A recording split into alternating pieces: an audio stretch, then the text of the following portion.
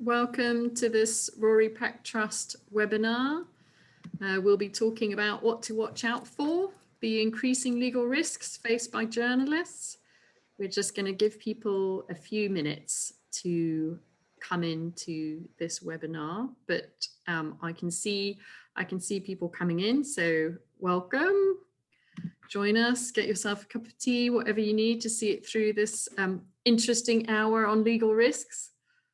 We're just going to wait a few more moments to give people a chance to join. I can still see people in our waiting room, and my lovely colleague Leanne is letting people in as I speak. We'll just give it a few more minutes.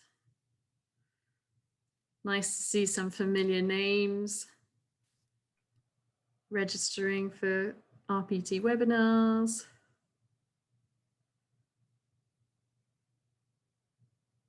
Okay.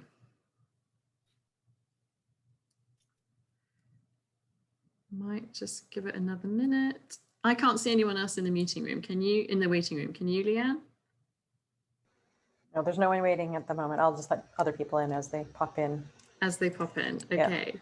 Wow, nice to see you again, Val. Your hair grows every time you come into one of these things. This is the lockdown lack of hairdressing visits. Loving it. I'm running out of excuses with hairdressers open again.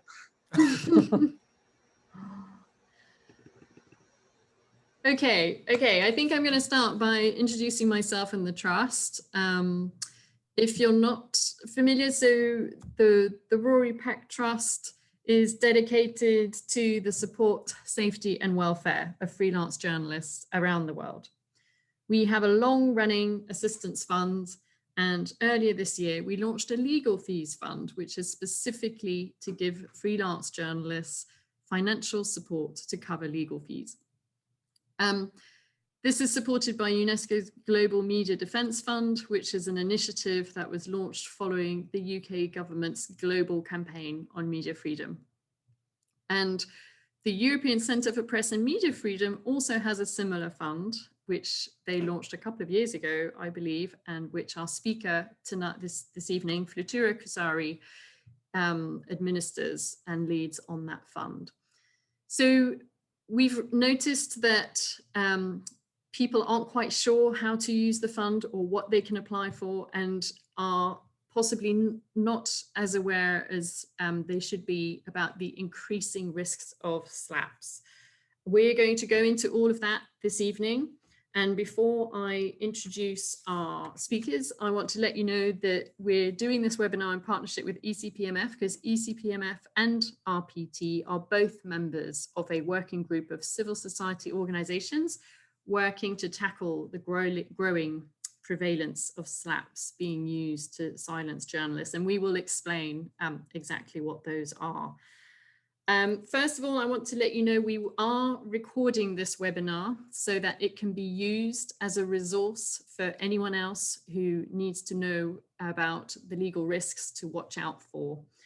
It will be posted to our website, and we will also share a toolkit following the webinar with links that could be useful to anyone that needs the information that we'll be talking about this evening. If you're not comfortable with being recorded, feel free to not put your camera on, but we will be recording the questions. We've allocated an hour for this webinar. The first half hour will be our panel, which will outline the growing legal risks and the experience of freelance journalist Jovo Martinovic, who's joined us this evening. And we will also give you an overview of what SLAPs actually are. That stands for Strategic Lawsuits Against Public Participation, quite a mouthful. And these damaging lawsuits are increasingly used to suppress free speech and target those who are investigating against corruption or legal activity. Then we will most definitely have half an hour for questions at the end. In the second half of the webinar, we want this to be as interactive as you would like it to be, and for it to be as useful as you would like it to be. If you want to put a question yourself directly to our panel, you're very welcome to do so. I will invite you to do so in the second half of the webinar.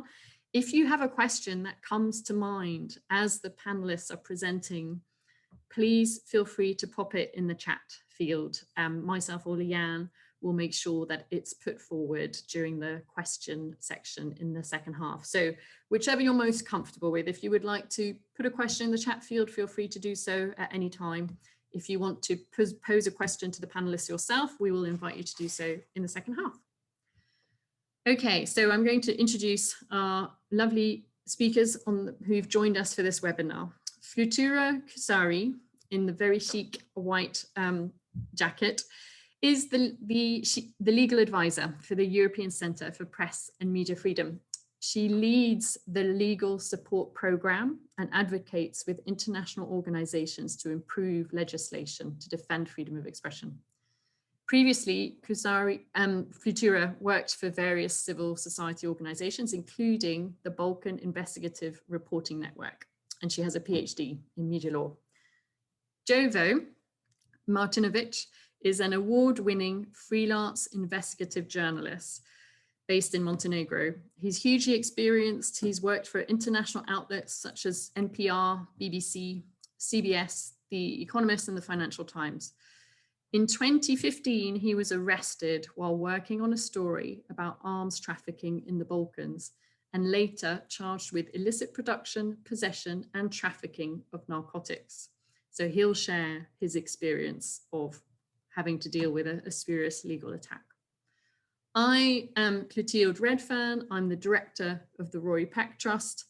I started my career in print media at the International Herald Tribune in Paris. I then worked in broadcasting in the UK, namely Channel 4's documentary department, and I now lead the Rory Peck Trust, which is dedicated to the support, safety and welfare of freelance journalists around the world. So I'm going to hand over to Flutura, who will go into the legal risks journalists are increasingly exposed to, and will actually explain what a SLAP is. Over to you, Flutura. Thank you very much, Clotilde. First of all, just to say I've taken some notes, so I will refer to notes while speaking. Thank you for having me. It's a great opportunity to share the legal risks faced by journalists, especially recently. But more than that, it's a pleasure to share this online panel with Jovo. Now, one can only imagine what it means to go through what Jovo has gone through, and we will hear more from him shortly. But this is just to say that journalists like Jovo are an inspiration and motivation for all of us to support journalists however and whenever we can. Now, I was asked to provide an overview of legal risks. And first, perhaps to clarify that focusing on legal threats does not mean that there are no other type of threats. We should not forget that, unfortunately, Europe has become a continent where journalists are killed regularly. I wouldn't say this before 2017, but since then, we've seen how Daphne Caruana Galizia, Jan Kuciak, Laura McKee, Georgios Karavas, and Peter de Vries were assassinated. And it made me quite sad, actually, because I made these notes yesterday, and one of the lines was, when I refer to Peter de Vries, I refer to him as an attempted murder. But meantime, he passed away, and of course, I think it makes me sad, not only me, but all of us. Now, the problem is not only that they are killed, but there is an ongoing impunity in these cases. And we can only hope that justice will be served eventually. Now, while powerful people, politicians, businessmen, criminals still use such tactics in their desperate attempt to kill the messenger, there are those who are trying to be a bit more creative by either using legislation to restrict media or by suing them or threatening to sue journalists. In the last 3-4 years, we've seen an increase in cases where journalists are being investigated arrested, detained, jailed, and sued or threatened to be sued. So what happens? Let's imagine a journalist publishes or prepares to publish an article, let's say an investigative article. During the investigation, a standard procedure is that you contact the concerned subject, the person about whom, or the company about whom you're reporting. It can be a politician, powerful businessman, or a powerful figure. Now, what is happening, instead of replying to questions that are being asked by journalists, they ask powerful law firms to reply to journalists with legal letters. These legal letters are marked private, confidential, and not for publication, and require journalists to either stop investigations or remove a certain article or a certain publication from online or from circulation. I've seen a lot of these letters, and these letters have a very threatening and intimidating tone. Now, to give you concrete examples, let me start with the first one, which is a case concerning Maltese outlets, but also it has a link with Azeri-born businessman. Now, 5 media outlets reported about a wind farm deal in Montenegro. I'm sure Yovo knows about this, and alleged connections between British Azerbaijani entrepreneur Turab Musayev and the Maltese businessman. As soon as the name of this businessman appeared online, he engaged several law firms, which at the same time contacted media outlets and asked them either to remove the articles or not to repeat his name in the future. Fortunately, and they also, of course, threatened them with defamation lawsuit. This never materialized, and we suspect the fact that it became a big deal.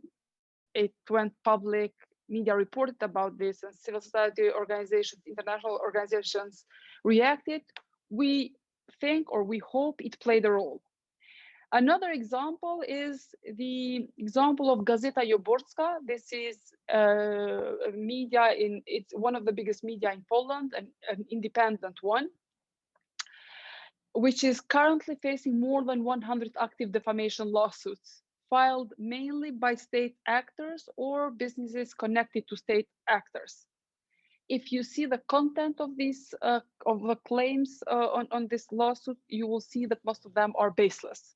And the third example is the online investigative media in Slovenia called Necenzurirano, uncensored. It's an investigative media, very small one. It has been sued with 39 defamation lawsuits for the same investigation from a friend of the Prime Minister of Slovenia. Now, some of these cases, especially those connected to Gazeta Yoborzka and this case of Necenzurirano, are called strategic litigation against public participation. And I would like to ask participants, if possible, to let us know by writing on the chat whether they have heard before about SLAPs. A yes and no would be enough, but I'm just curious to know whether you've heard about SLAP lawsuits or strategic litigation against public participation. Now, these are legal actions aiming at shutting down acts of public participation. These are legal threats which are based generally on defamation laws, but there are also cases when privacy, data protection, or risk from harassment are being used as a basis for these lawsuits. SLAPs have become a problem, especially after Daphne Caruana Galizia was assassinated. We knew the journalists were facing SLAPs, but we didn't know to what extent. When she was assassinated, she had around 50 defamation lawsuits active at the time of assassination. And then the family, while telling her story, they also made a reference to this. From 2017 to now, and I'll speak more about it in a bit, we have all European institutions trying to address SLAPs. But before that, just very quickly, how do we identify a SLAP? Now, first to say that there isn't any agreed international definition on SLAPs. We're hoping that if there is a legislation, the European Commission, that piece of legislation will help us define SLAPs. But what we do when we analyze cases, whether there are SLAPs or not, we look at some indicators, some elements of these lawsuits. First, usually in these cases, you will see that there's an imbalance of power and wealth between the plaintiff and defendants. You have very powerful and rich people going after journalists, very often individual journalists. Then you will see that the plaintiff engages in procedural maneuvers to drive up costs of defendants. Another indicator is that the lawsuit often targets journalists instead of media outlets. So they go personally after journalists. Then we've seen in several cases that those who engage in SLAPs, they actually have a history of legal intimidation. So they're just repeating the same tactics with media and journalists. And lastly, the plaintiff claims a disproportionately large amount of compensation from the defendant. We've had cases when plaintiffs have asked journalists to transfer 300,000 euros within 24 hours if journalist doesn't want to be sued. But there are also cases, especially in UK, when journalists are asked basically millions in damages.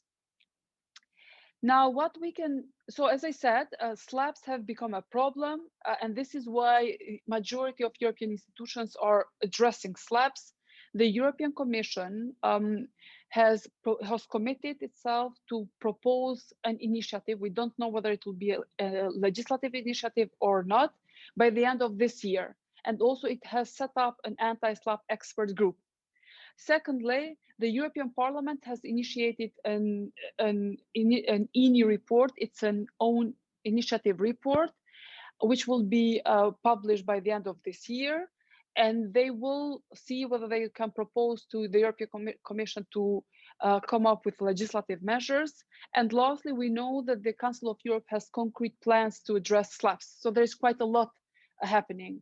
And this is quite in a short period of time, because usually, as you know, for the European institutions to react, it takes a very, very long time. But because it has become a serious threat, SLAPs have become a serious threat, now we have institutions reacting. To conclude on this first part, there isn't much that we can do at this stage. It's important to be aware about SLAPs and reach for help if you're faced with SLAPs or if you're slapped. This is for the first time qualified, and then perhaps I will continue with existing legal support later on. Absolutely, yeah. So as Futura says, if you are slapped with this kind of strategic lawsuit, what can you do? Well, it's true that there is an increasing interest in the risk that these kind of lawsuits mean and represent for journalists. So there is a lot in the works to try and protect journalists, mainly on the legal, the legislative side, trying to make it harder for people to actually create these lawsuits to begin with. But if you find yourself on the receiving end, the annoying thing about lawsuits is you can't ignore them. You have to respond to them. And so you will need a lawyer, preferably one who is familiar with these tactics, who can help you.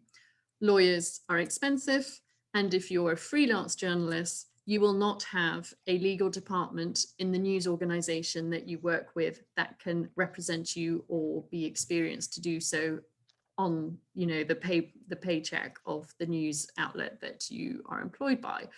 That is where the Rory Peck Trust is trying to support freelance journalists. We have a legal fund, and if you have a lawyer and you need help, financial help to pay the legal fees, you can come to us. And the details of our legal fund are on our website, which I will share with everyone. This is a brand new fund. We do not have lawyers on our team. we are used to giving financial assistance, but we are not used to assisting in legal cases. So our assistance at the moment is limited to financial assistance. However, Flutura is a very qualified lawyer and has been working with trying to help assist journalists who are struggling with legal cases for a couple of, I think it's 3 years, isn't it, Flutura, that you've been working on your fund? So hers Sorry, is a little... it's from 2016 actually. Okay, so longer than I thought. So Flutura, and this is why we reached out to Flutura, because she's more experienced than we are in trying to provide this kind of assistance to journalists, and she has the legal expertise. So she can now let you know how the European Centre for Press and Media Freedom can assist if you find yourself on the receiving end of one of these horrible lawsuits. Do you want me to present it now or after Yes. Yovo? Okay. Now. Yeah, if you present what your support is now, and then we will bring Yovo into the conversation so he can share his first-hand experience. Okay. Yes. So very briefly, we started in 2016. We had a budget of around 10,000 euros, only a few cases, mainly because I think journalists were not aware that these legal funds exist, but also because the number of lawsuits wasn't as big as it is now. I think, as I said, there is an increasing number of lawsuits. Now, because there are more lawsuits and legal actions against journalists, we have now 80,000 euros budget to cover lawyers' fees. Journalists from EU countries and EU candidate countries are eligible. However, we also have other programs that enable us to support journalists in Kosovo, Belarus, Azerbaijan, Russia, Moldova, etc. Media outlets, journalists, and freelance journalists are eligible, as well as whistleblowers. But for whistleblowers, we do have a criteria. We are able only to support whistleblowers who are facing legal actions because they spoke to media.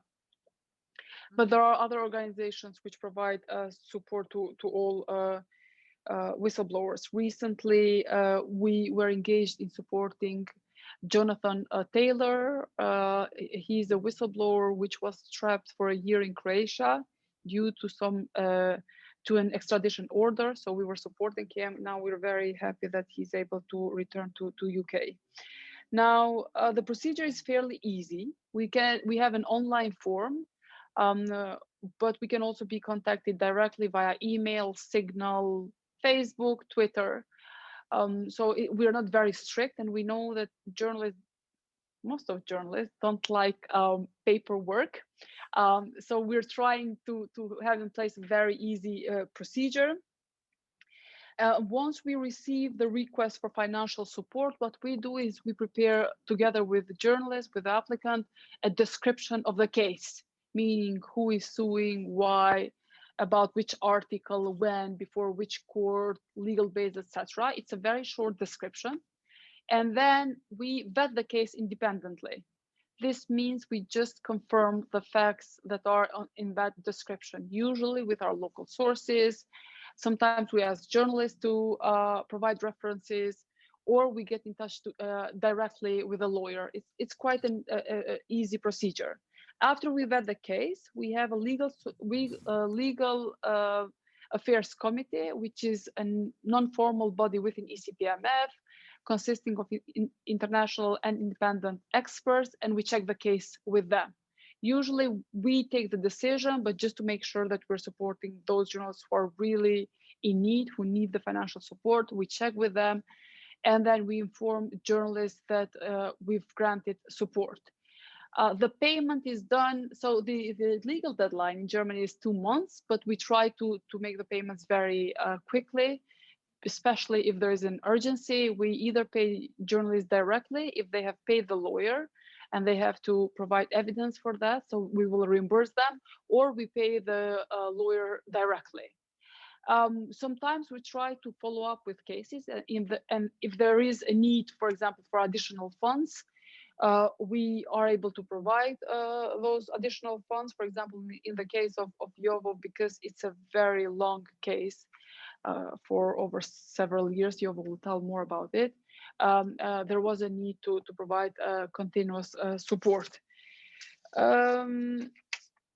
Lastly, okay, with regard to the amount, so we provide between 1,000 to 5,000 euros per case, but there are cases when we provide larger amounts. For example, we supported Gazeta Yoborzka with 15,000 euros because of these over 100 defamation lawsuits, which means they need much more resources to represent journalists in court.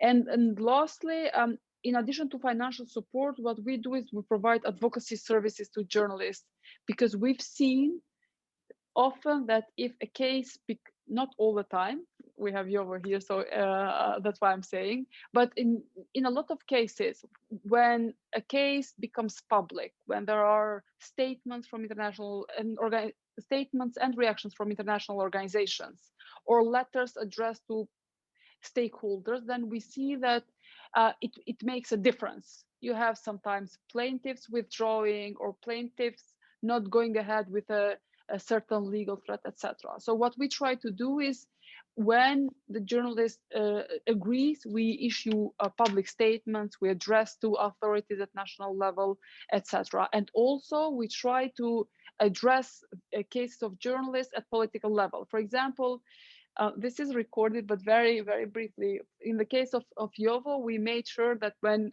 Maltese politicians traveled around EU, we made sure that his case was mentioned. So this is one of the things that we do. We cooperate with Free Press Unlimited, MLDI, and now also with Rory Peck Trust. Although we all have legal support funds, they are complementary to each other. So if in some cases we need more funds, then we join forces. In some cases we need legal interventions, we go to MLDI, etc. To conclude, as I said, if you're slapped or if you receive legal threats, consult a lawyer before you do anything. This is what I've learned from these cases that I dealt with in the past 5 years. Thank you so much, Flutura. That was a very detailed explanation of your fund. I hope that's been clear for everyone. I've put in links to both the fund that Flutura manages in the chat, as well as the RPT fund. The RPT fund works very similarly to the ECPMF fund. Ours was only launched this year, so it's smaller. The total fund value is just under 30,000 euros. So it's a slightly smaller fund, but it's just launched. So we will obviously be looking to fundraise to keep it going. And the other big difference between the Rory Peck Trust and ECPMF is that the RPT has always been focused on practical support, but we do not have a history of advocacy. We don't have an advocacy team. And so there is a slightly different kind of support that you would get from us or compared to ECPMF. But as Flutura said, all organizations involved in this kind of support communicate to each other. There is going to be a dedicated legal assistance network created later this year to facilitate coordination. So do approach any of us, but do communicate and do know that all of the organizations do communicate to each other to try and coordinate the best possible support and the best possible use of resources.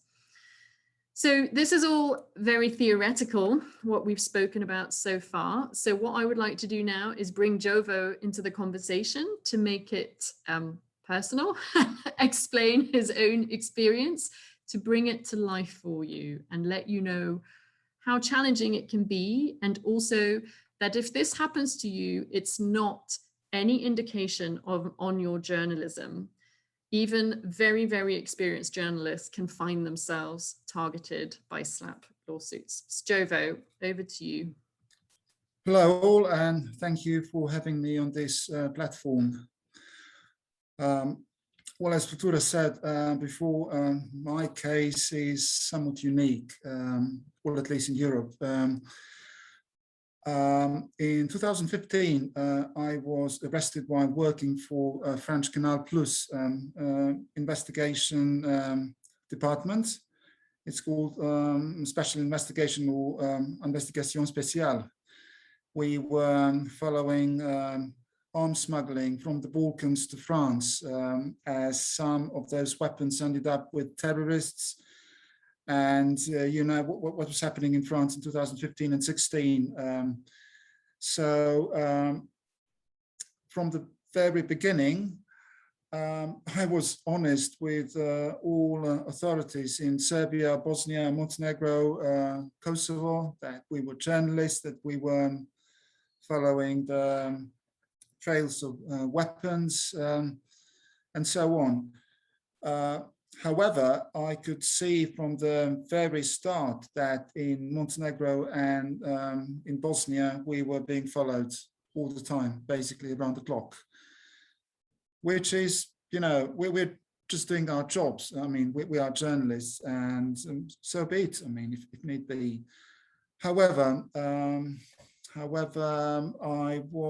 mean, the people I was communicating with in terms of assisting us, I mean, fixers, middlemen, and so on, we knew that they were criminals because they were supposed to put us in touch with people in France, with people in Bosnia, Albania, and it's perfectly normal, I mean, to work with people from low life if you want to get information. However, when the group was rounded up in late October 2015, I happened to be one of them. I was arrested as a member of organized criminal group. And I said, you know, on what charges? They only told me that the group was smuggling marijuana, besides having links to weapon smugglers. So from 22nd of October 2015 until 4th of January 2017, that's 1 year and 2.5 months, I was enjoying the hospitality of Montenegro's government in prison. For a long time, I could not find out what the charges were against me. I mean, what were the particular charges? And first, the prosecutor came up with a funny accusation. Allegedly, I installed a certain mobile phone application onto the phone of the lead defendant, was my contact with the French smugglers, so that he could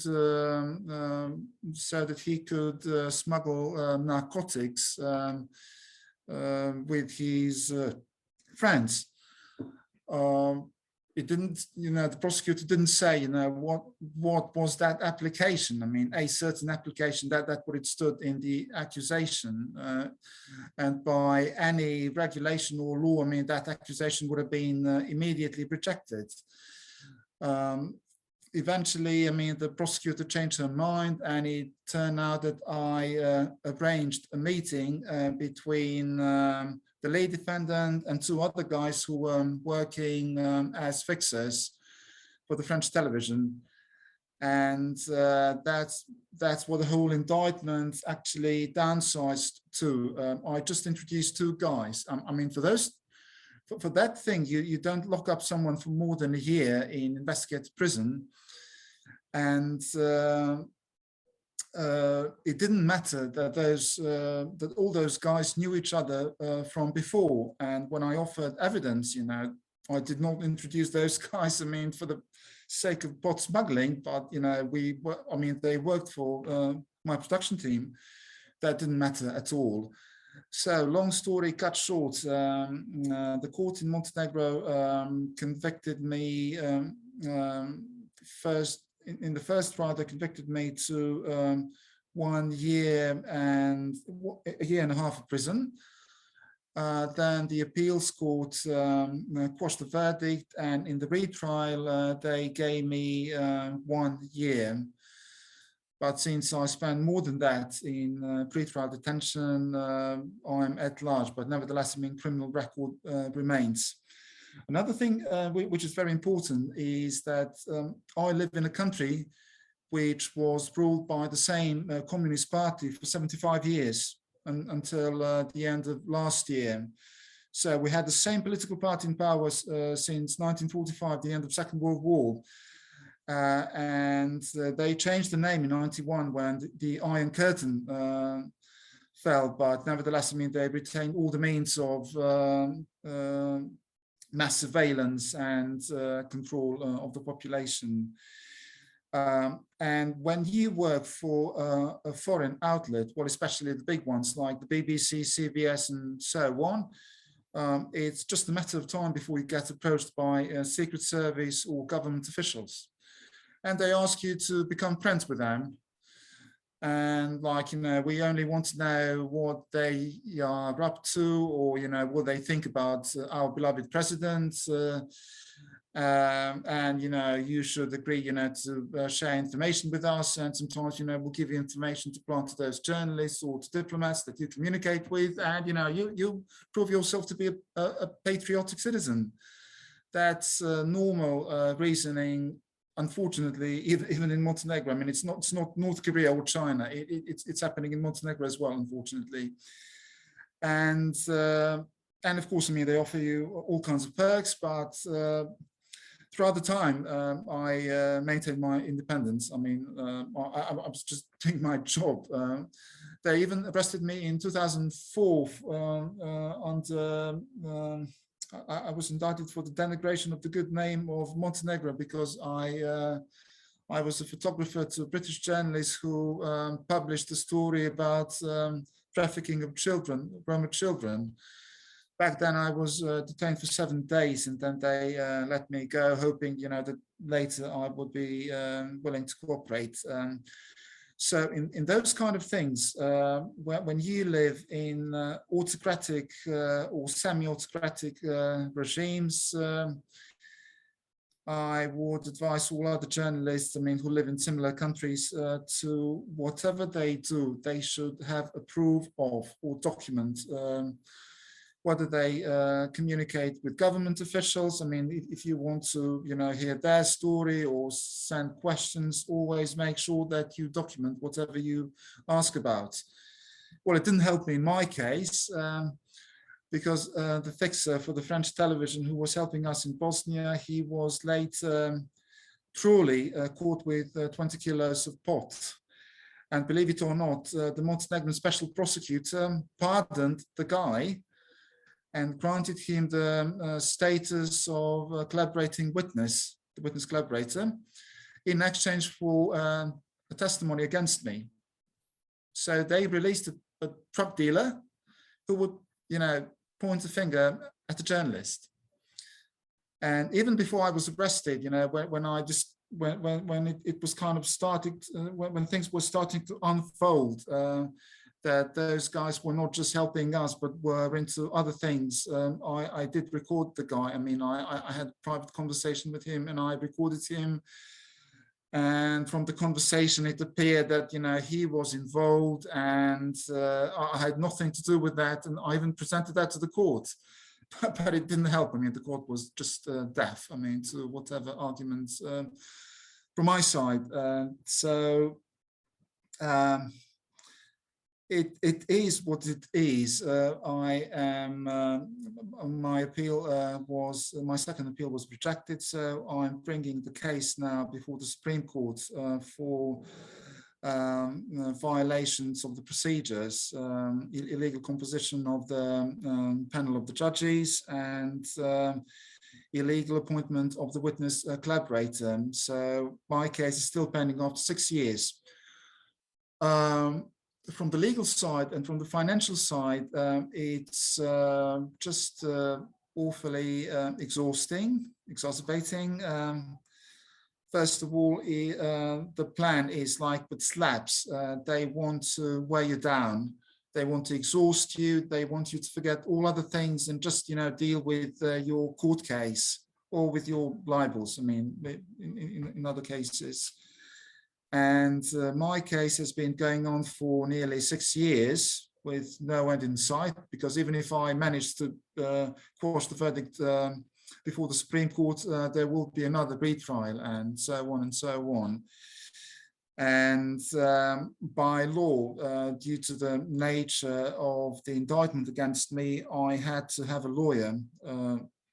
So it was prescribed by law. And you know that in autocratic systems, I mean, the lawyers can't help you. In Montenegro, still the entire judiciary is controlled by President Đukanović, even though there's a new government in place. So, I mean, the lawyers can't help you except, you know, to fulfill the legal requirements, I mean, to turn up in court, in the courtroom. I still have to pay the lawyers, even though I'm perfectly aware that, you know, he cannot help or any other lawyer, because there's a political angle to my case. And unless the big boss says something different, I mean, things remain the same. So in that case, the Rory Peck Trust helped me twice, paying my legal expenses, the same with MLDI and with the ECPMF, for which I am immensely grateful, because as time goes by, you just can't keep up with all things plus living expenses. I mean, especially during my time in prison. I mean, I couldn't work, so there were other people, I mean, who were depending on me, and it was just impossible. However, somebody said that a clean conscience is the greatest asset. Whatever happens to you, I mean, if you've, God forbid, but I mean, if you find yourself in a similar situation, it's important to stay calm, maintain your health. I mean, first of all, emotional health, and it can take a lot of time, and try to, whatever you do in terms of your investigative work, I mean, document anything you do. If you were to interview someone, if you were to send questions, always keep a record of it. It helps a lot. I mean, if it doesn't help you in court today or tomorrow, it will help one day, because I mean, justice must prevail at the end of the day.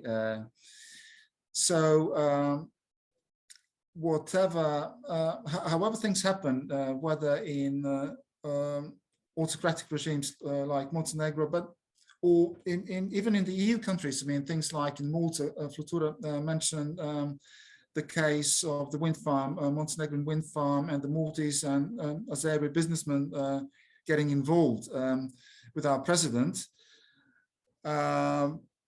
It can be exhausting, because I did the story with the Maltese outlet.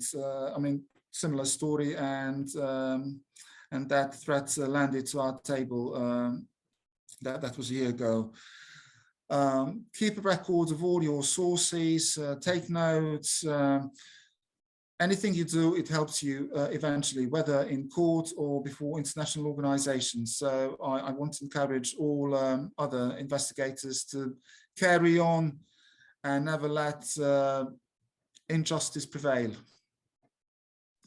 Thank you so much, Jovo. That was a very honest and frank description of your case. Absolutely. Let's hope all the efforts of civil society organizations can indeed encourage justice to prevail. So you made a very, very strong case for the value and the importance of documenting all of your investigative processes.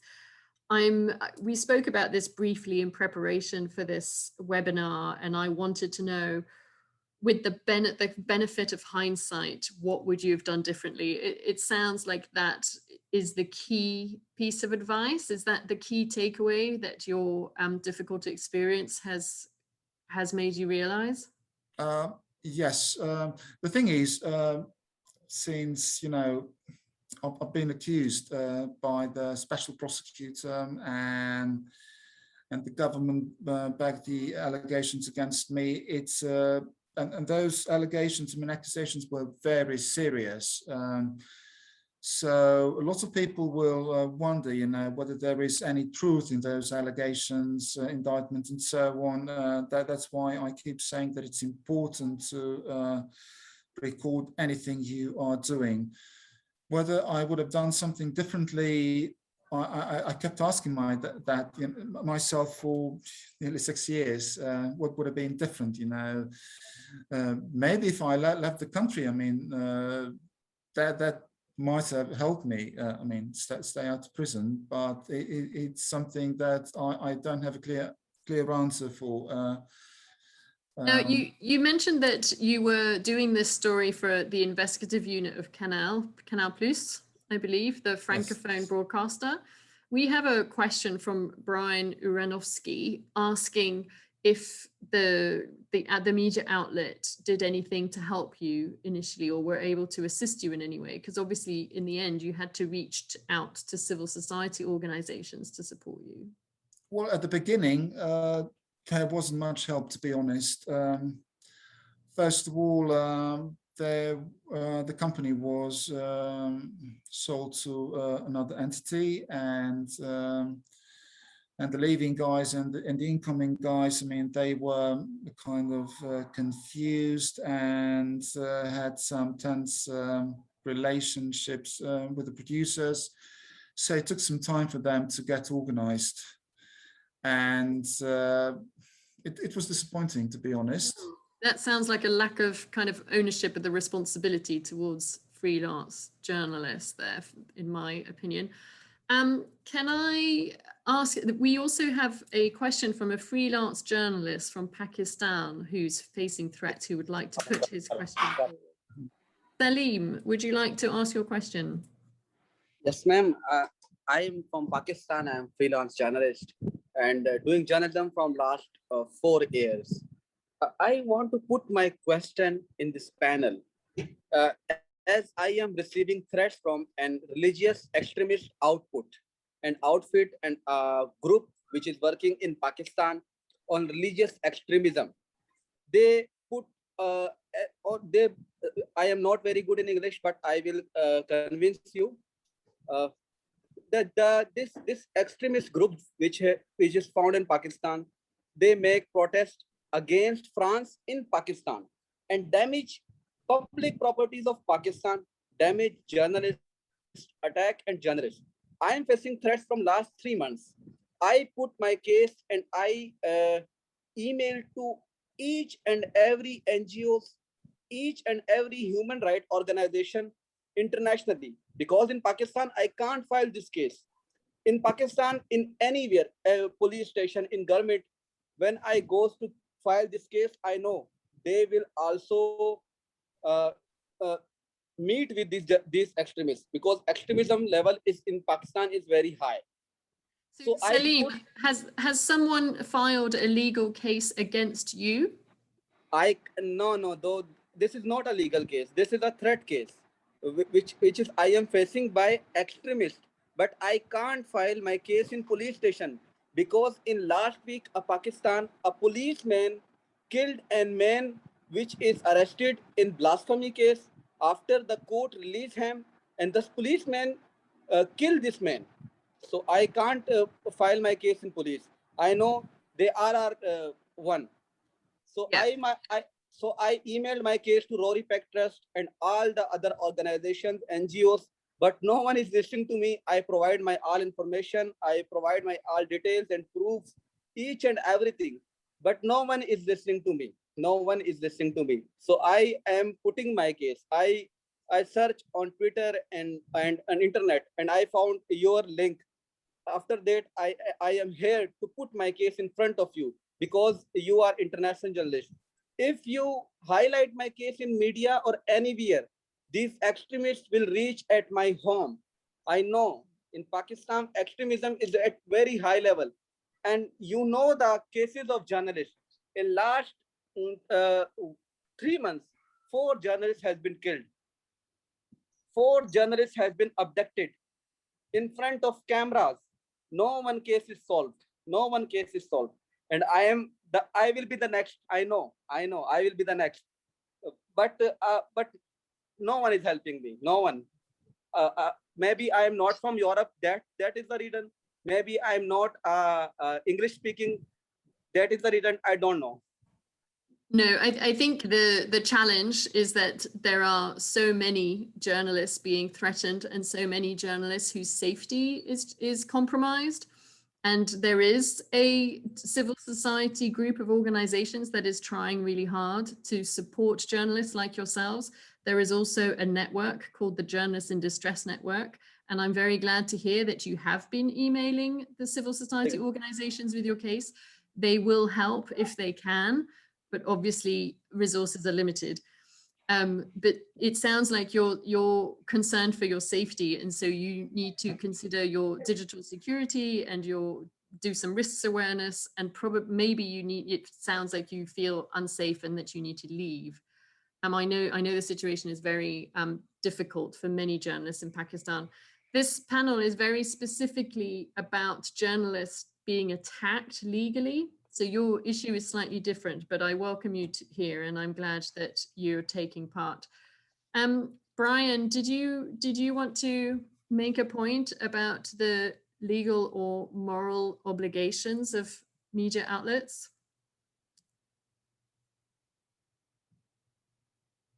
You need to unmute yourself. Yes, ma'am. I can't file a case against these extremists. I know they will reach the court. Salim, I'm sorry. I wanted to ask Brian to make his point. Sorry, I can't understand. What are you speaking? I'm just waiting for Brian to make his point. Okay. Brian, we can't hear you. Okay, unfortunately, we can't hear Brian. His audio doesn't seem to be working. He was asking whether media outlets are legally obliged or morally obliged to support journalists that work with them. My understanding is there is no legally binding obligation, but there is increasing moral obligation and duty of care with most of the broadcasters. Obviously, the extent to which this duty of care extends can vary from person to person. One commissioner will have a much more responsible attitude than another, regardless of policy. I think it really depends on who you work with. So what I would encourage all journalists to do is to ensure that there is some reference to their safety and to precautions if things go, and what commitments are there from the broadcaster if things go wrong.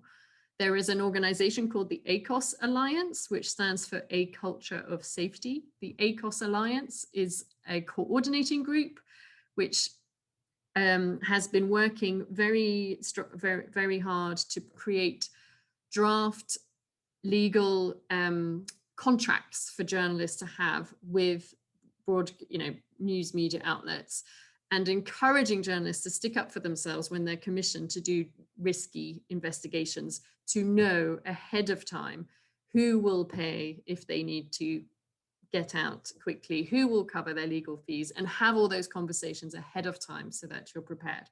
Of course, you don't always have that luxury. Are there any other questions for Jovo or Futura or myself? I have one that's come in actually just to me. So I'll just read it out. So it's from Desalon. This is a question for Futura. In your opinion, when it comes to tackling slaps, what should be the first priority action taken, and who should be responsible for undertaking that action? I would say I have 4 kind of advices for journalists. First of all, I think it goes without saying, but it's always good to say it: triple check your facts.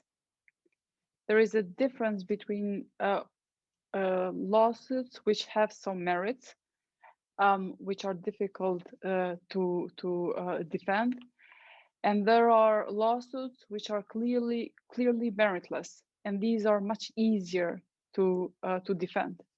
So triple check your facts, because it makes your work, lawyers' work, and civil society organizations' work much easier to support you publicly and privately. Secondly, when you deal with sensitive investigations, please consult a lawyer before publication. I know this is a matter of money, a matter of time, a matter of resources. And that's why I'm not saying in all investigations, but when you're dealing with a sensitive investigation, try to find a lawyer. In some countries, it's very expensive. In some countries, you can find very good pro bono lawyers. But also there are organizations now which are considering to provide financial support for pre-publication legal editing.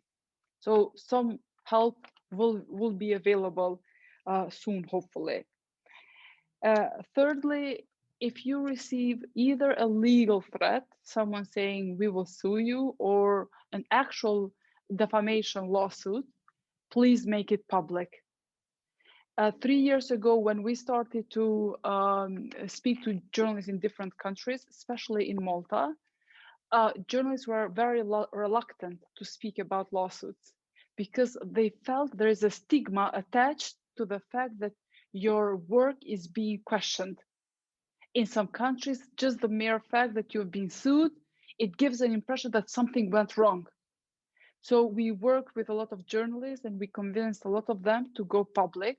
And now they even feel more comfortable because they have a team of lawyers assessing their case and saying, this is clearly a Slav case. This is clearly a legal and unfounded legal threat.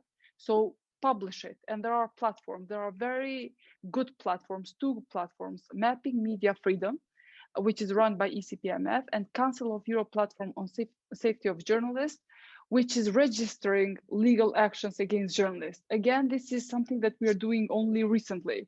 Before, both platforms focused on safety, physical safety, online safety, other types of intimidation, etc. But knowing now that there is an increased number of legal threats posed to journalists, there are more and more alerts registered there. So it helps to register in those 2 platforms, because as soon as you register your cases there, this means that a message will go to Council of Europe member states that something happened to, I don't know, Sophie, Brian, Desilon, etc.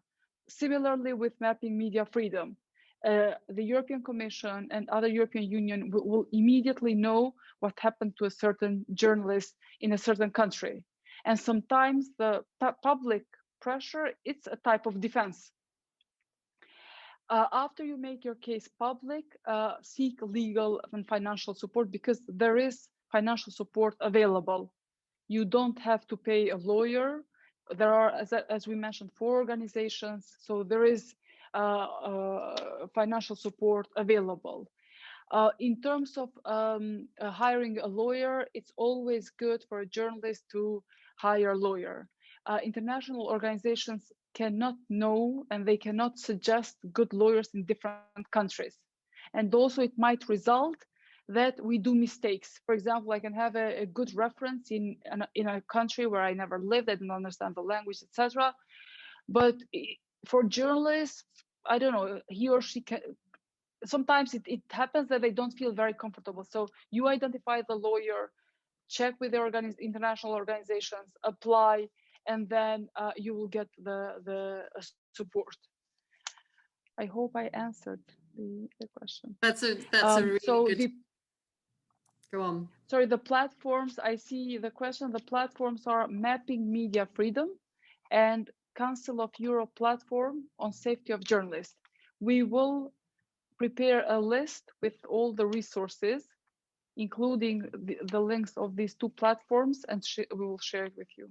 Yes, we will. So we're coming to the end of this webinar. I want to say a big thank you to Jovo for sharing his personal story and his experience, and also to Flutura for giving such clear advice. And I think I'm going to recap on her tips there at the end. Triple check your facts, consult a lawyer before publication, make it public. And you can do so through the Mapping Media Freedom or the Council of Europe platform, which we will send details out to everyone that registered on this webinar. And do find yourself a lawyer and apply for financial support. I really hope that's been useful to all of you. Thank you very much for joining us this evening, and we look forward to hearing from you, and we hope you all stay safe. Good night. Thank you. Bye.